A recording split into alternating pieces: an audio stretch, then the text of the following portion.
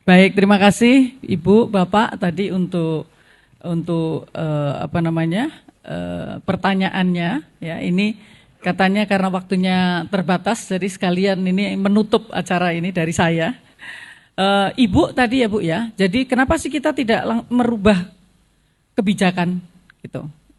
Tadi misalnya tentang kita menghadapi deindustrialisasi, dari 30% sumbangan terhadap PDB menjadi sekarang hanya 18%.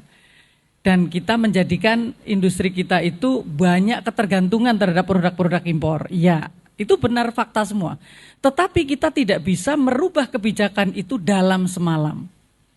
Kita perlu ada transisi kebijakan. Nah, ini yang kadang-kadang pemerintah itu tidak memiliki transisi kebijakannya.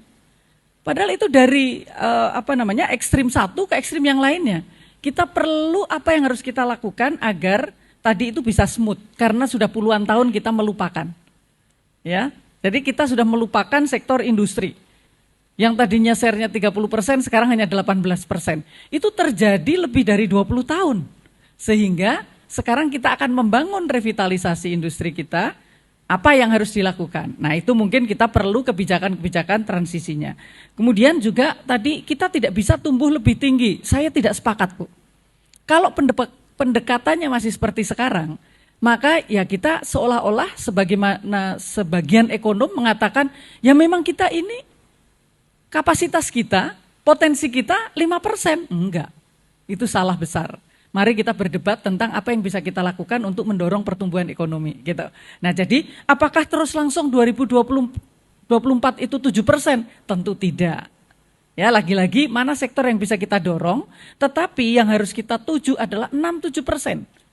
Agar kita ini bisa meningkatkan kesejahteraan masyarakat. Makanya inklusif itu menjadi penting.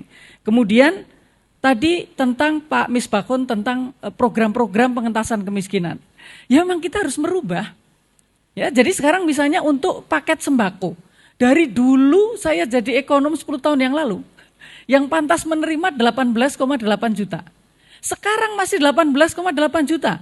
Jadi selama puluhan tahun ini, nah ini kan berarti mungkin ada redundancy, tidak ada program untuk mereka naik kelas. Kalau kita bandingkan negara lain, kalau kamu sudah dapat program pengentasan kemiskinan paling rendah, maka setelah sekian waktu dia harus naik kelas. Gitu. Sama dengan UKM. Jadi UKM itu harus kita lihat UKM yang betul-betul hanya mikro, tidak bisa dibesarkan, setelah sekian tahun mereka dikasih bintang yang lain. Di Thailand itu ada bintang 1 sampai bintang 5.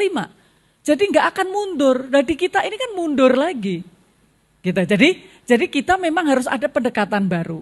Ini sebenarnya sama dengan kita memberikan rumah subsidi. Ya. Kalau kita lihat di Singapura, di Malaysia tidak akan pernah mereka boleh menerima subsidi rumah lebih dari 1 kali dalam hidupnya. Karena ada datanya. Dia nggak boleh menjual rumah subsidi itu sebelum dia bisa menunjukkan ada rumah baru yang dia miliki. Tapi di kita kayaknya itu kekurangan penyediaan rumah itu terus meningkat. Karena ada satu orang bisa mendapatkan 5, bahkan teman saya 40 rumah sederhana. Jadi gimana kalau kayak begitu?